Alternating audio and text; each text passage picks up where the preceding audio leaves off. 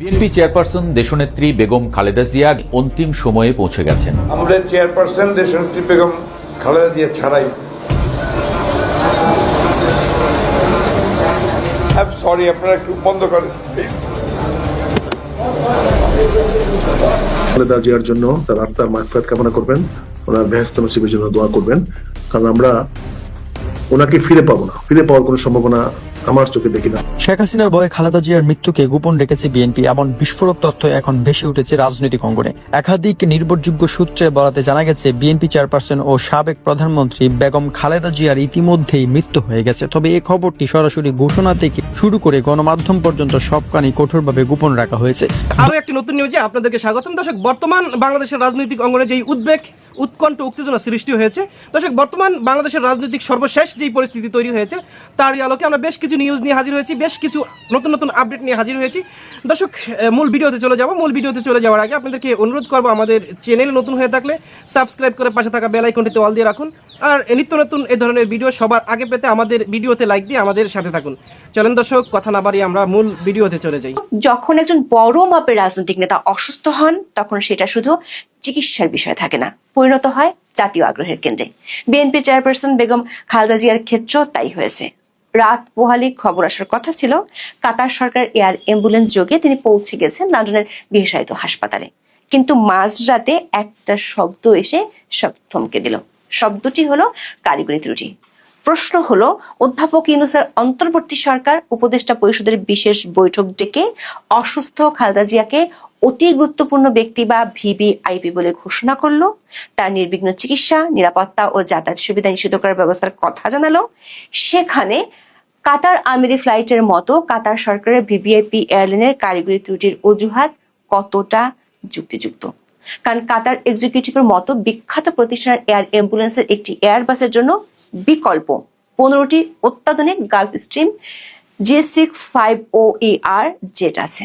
তাহলে যখন এমন একটি সরকার পরিচালিত ভিভিআইপি ফ্লাইটের জরুরি চিকিৎসা পরিবহনের ক্ষেত্রে কারিগরি ত্রুটির অজুহাত আসে, তখন সেই সমস্যাটি কি ইঞ্জিনে, নাকি আসলে সমস্যাটি ইঞ্জিন রুমে, মানে সিদ্ধান্তের জায়গায়? এই প্রশ্ন ওঠা একেবারেই অস্বাভাবিক নয়।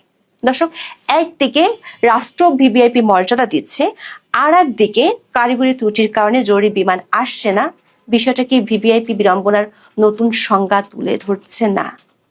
এই প্রশ্ন উঠছে কারণ বৃহস্পতিবার রাতে এয়ার অ্যাম্বুলেন্স আসার ঘোষণা দেওয়া হয়েছিল, অথচ শুক্রবার সকাল পর্যন্ত ঢাকার শাহজালাল আন্তর্জাতিক বিমানবন্দরের কোনো এয়ার অ্যাম্বুলেন্স অবতরণের জন্য অনুমতি চাওয়া হয়নি। সবশেষ তথ্য হলো, শুক্রবার দুপুরে বেবিচক অনুমতি দিয়েছে। এরই মধ্যে খালেদা জিয়াকে নিয়ে যেতে তার পুত্রবধূ জুবাইদুর রহমান বাংলাদেশে এসেছেন। তবে বৃহস্পতিবার মধ্যরাতে কিংবা শুক্রবার ভোরে যে যাত্রা শুরু হওয়ার কথা ছিল, সেটি এখন রোববারেও নিশ্চিত নয়। কারণ নতুন ঘোষণা অনুযায়ী শনিবারে যদি এয়ার অ্যাম্বুলেন্স আসেও, তারপরও কিছু যদির উপর নির্ভর করতে হবে অসুস্থ খালেদা জিয়ার লন্ডন যাত্রাকে। তাহলে কারিগরি ত্রুটিটি কি আসলেই বিমানের, নাকি অন্য কিছুর? এয়ার অ্যাম্বুলেন্সের জন্য রোগীর সবচেয়ে জরুরি যে ফিট টু ফ্লাই সার্টিফিকেট দরকার, সেটি কি পাওয়া গেছে? দেশের সর্বোচ্চ নিরাপত্তা পাওয়া একজন মানুষের চিকিৎসার ক্ষেত্রে এমন ধোঁয়াশা কেন? আর এই ধোঁয়াশার কারণে যে গুজব ছড়াচ্ছে, তার দায়ী বা কার? বিস্তারিত জানতে চলুন যাওয়া যাক বিশ্লেষণ। বিএনপি চেয়ারপারসন বেগম খালেদা জিয়ার সর্বশেষ অবস্থা জানতে এখন সবাই চোখ রাখছে গণমাধ্যমে। সবশেষ বিভ্রান্তিটা হলো এয়ার অ্যাম্বুলেন্স নিয়ে। খালেদা জিয়ার পরিবার ও চিকিৎসক দল উন্নত চিকিৎসার জন্য তাকে বিদেশে স্থানান্তরের প্রয়োজন মনে করছেন। যখন একজন রোগীর মাল্টি অর্গান ফেলিওরের ঝুঁকি থাকে এবং অবস্থা স্থিতিশীল নয়, তখন তাকে বিদেশে নিতে হয় বিশেষ ব্যবস্থায়। এই বিশেষ ব্যবস্থা হলো এয়ার অ্যাম্বুলেন্স, যা আসলে একটি চলন্ত ইন্টেন্সিভ কেয়ার ইউনিট বা আইসিইউর মতো কাজ করে। এই বিমানগুলিতে প্রশিক্ষিত পেশাদার চিকিৎসক এবং লাইফ সাপোর্ট সরঞ্জাম যেমন ভেন্টিলেটর, মনিটর এবং জরুরি ওষুধপত্র থাকে। অসুস্থ খালেদা জিয়াকে দেখতে তার ছেলে তারেক রহমান লন্ডন থেকে দেশে আসতে পারবেন না, এমন ধারণা পাওয়ার পরেই নিশ্চিত হওয়া যায় বেগম জিয়াকে লন্ডনে নিয়ে যাওয়া হবে। গত 29শে নভেম্বর বিএনপির পক্ষ থেকে কাতারের রাষ্ট্রদূতের কাছে একটি আনুষ্ঠানিক অনুরোধ জানানো হয়। কাতার এবং চিকিৎসক মন্ডলী তারা যখন দেখেছেন খালেদা জিয়াকে আসলে নিয়ে যাওয়ার উপায় নাই বা রওনা করে দেওয়ার কোনো উপায় নাই লন্ডনে, তখন কাতারের এয়ার অ্যাম্বুলেন্স আসা বিলম্বিত হয়েছে।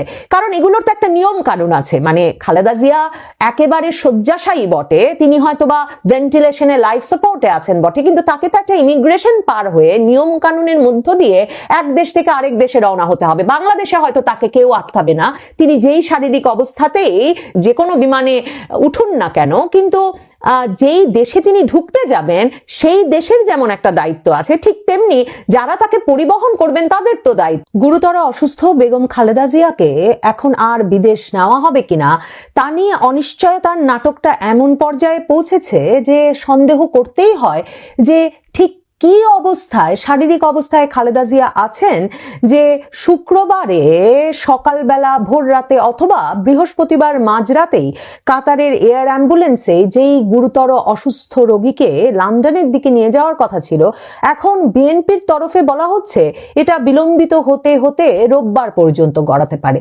এমন একজন রোগীর অবস্থা রোববার পর্যন্ত ঠিক কেমন থাকবে সেসব বিষয়ে তো একটা শঙ্কা থাকেই। কি করে এরকম একটা গুরুতর জরুরি ব্যবস্থা এতটা দেরি করা হচ্ছে এবং তা নিয়ে তেমন কোনো উদ্বেগ উৎকণ্ঠা দল বা পরিবারের তরফে দেখানো হচ্ছে না, সেটাও বিস্ময়কর বটেই। ভেন্টিলেশনে লাইফ সাপোর্টে থাকা এমন একজন রোগীকে, যার কিডনি কাজ করছে না, লিভার বহু বছর ধরে অকার্যকর এবং ট্রান্সপ্লান্টের উপযোগী শারীরিক অবস্থা তার নাই সেটা জানা কথা, তেমন একজন রোগীকে আসলে বিদেশ পর্যন্ত নিয়ে গিয়ে টেনে নিয়ে যাওয়ার কোনো অর্থ থাকতে পারে কিনা এসব নিয়ে তো আলোচনা ছিলই। বিশেষ করে ক্ষোভ ছিল বিএনপির দলের তরফে, যে নেতা কর্মী সমর্থকেরা বলছিলেন যে খালেদা জিয়ার পুত্র তারেক রহমান আসতে পারছেন না, তিনি তার যুক্তরাজ্য বাসের নিরাপত্তা ছেড়ে বাংলাদেশ পর্যন্ত আসতে রাজি নন, সে কারণে কেন তাদের নেত্রীকে তাদের কাছ থেকে বিচ্ছিন্ন করে এরকম একটা সময়ে নিয়ে যাওয়া হবে লন্ডনে, যখন তিনি আর তার শারীরিক অবস্থার কারণে ঢাকায় ফিরতে পারবেন কিনা তা নিয়ে একটা শঙ্কা আছে।